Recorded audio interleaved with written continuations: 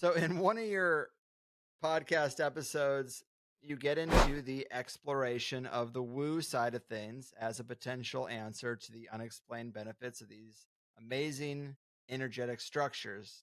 Quote exactly what you say there. And within that, you mention channelers and the entity Cryon and Bashar. I know, but Cryon I don't know. But what are your thoughts on channelers? I mean, it's really hard to you have to kind of go case by case and say which ones seem valid and which ones don't. But if there's any that are valid, that's super interesting. What do you think's going on there? What's the mechanism of channeling? What it is being channeled? So this, another topic I was afraid of talking about for a long time, but cat's out of the bag. I let's see. From my understanding, whenever we're in the flow state, whenever we're doing anything that we love, that we're impassioned by, whether it's writing or engineering or drawing or playing a sport, whenever we're in that flow state and we're happy and we're connected with our best parts of ourselves, we're channeling.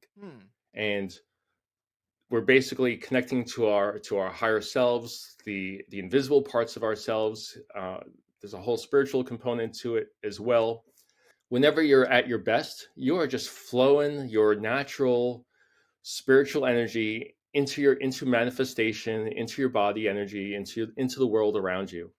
And when it comes to these folks who are doing other forms of channeling, like Bashar, if you know about him, or Cryon, or there are many, many, many others, that's what they're doing too. And they're connecting to their source energy. And the way I've gotten into them, because I'm like, actually, I first came across them when I was about 14 years old in an old magazine called the Sedona Journal of Emergence. If you ever have seen that before. Well, I know Sedona, and I understand the kind of material Sedona could produce. Yeah. And when I first came across that stuff, there was articles about Cryon in there long, long ago. And there was talk about like other civilizations and space travel. But there was something about it that I was like, oh, this is all BS. But I kept being magnetically drawn back to that material over and over again over many, many years. And as I listened to it, it just resonated with me in my heart. And so I eventually I've come across ones that talk about like the cabal and conspiracy type stuff. And listening to those always left me feeling like empty inside and a little gross. And then I came across others that made me feel very light and illuminated all the time. So Cryon was one of them. So I've been following Cryon from the early 90s or mid 90s on. Wow. And it's been a fantastic journey. And what I love about Cryon, especially, it tends to speak from a very love-centered place. I'm also a big fan of Abraham Hicks and the law of attraction.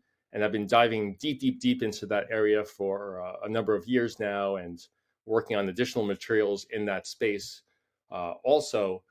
But, one of the things I love about these guys, Bashar and Cryon does it rarely, but Bashar does it on the regular, is I love how they talk about technology. They explain the technology, how the technology that we have is here, but more importantly, they talk about the future technology that's coming and that we're not ready for it. We have to first get to a place where we are not going to weaponize the newer forms of technology before it comes available. And the way that our world is right now, if something special came down that allowed us to have pure levitation, like the way Tesla figured out levitation long ago, there's apparently some divots in his ceiling of him making balls levitate, but he lacked the knowledge of control circuitry that we have today to be able to modulate that. And there are other things like Coral Castle and that guy. We're getting snippets of these technological inventions, but it's really not available to us. It's hidden from us because we need to learn as a society not to weaponize things and to hurt each other. And so I love that. I think that's just really heartwarming, and it's great to know that this is the type of stuff that's coming down the pipe. Yeah, Yeah, it's just I love it. So it's uplifting stuff, and the way I think it, I'm not a religious person, because the way I think is why do I want to listen to? Well, there's certainly knowledge and benefit to the Bible or Torah or the Quran or any other sacred books.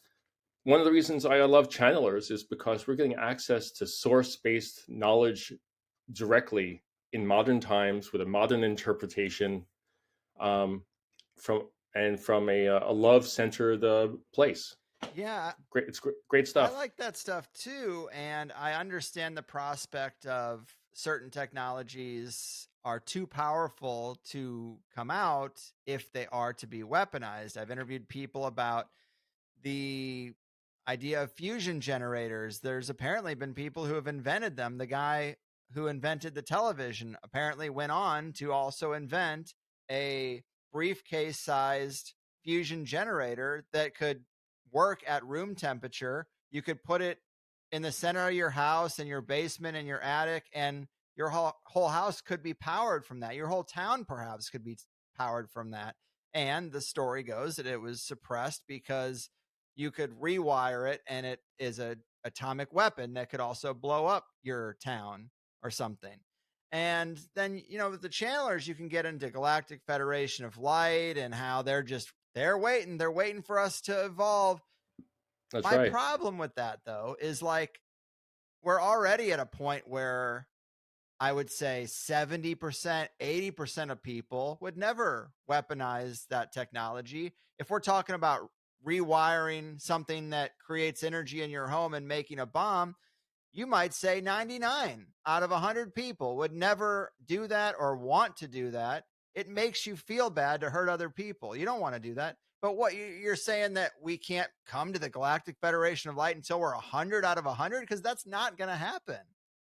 That's my problem with that kind of material. Like, I see no reason why that if something that had the potential to be weaponized in a massive, dangerous way, there would be no reason why martial law or some, you know, government type of takeover type of thing would happen for them to take control over it and use it for their own reasons. Right. And I think, and I don't necessarily mean that, like, it could be any government, it could be any faction, it could be, there are people who aren't looking out for the best of everyone Yeah. until the majority is looking out for the betterment of everyone.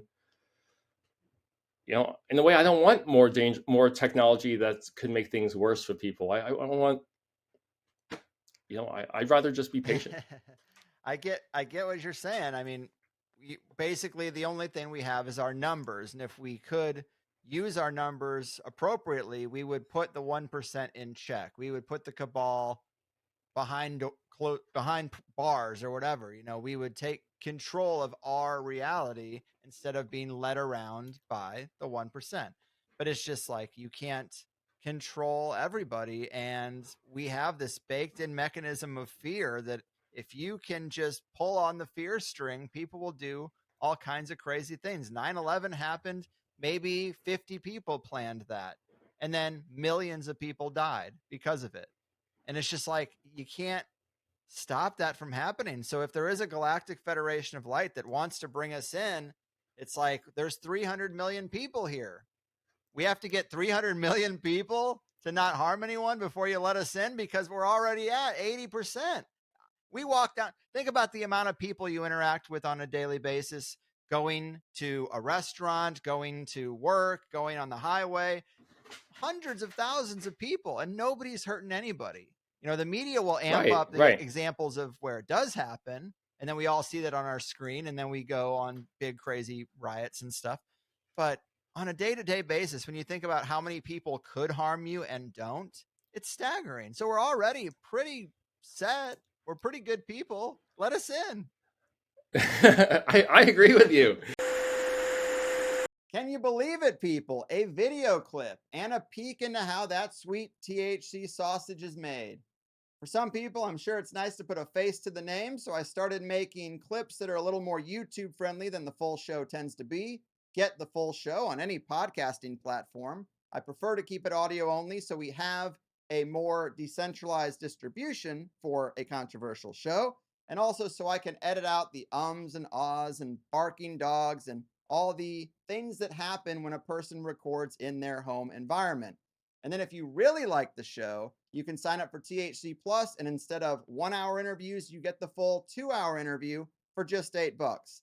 I think that's a better deal, more of a win-win than asking you to support the show by booking a therapy session or buying generic Viagra. It's getting weird out there, folks. So just go to the highersidechats.com or click the link at the top of any set of show notes, and all your wildest dreams will come true. All right? All right. The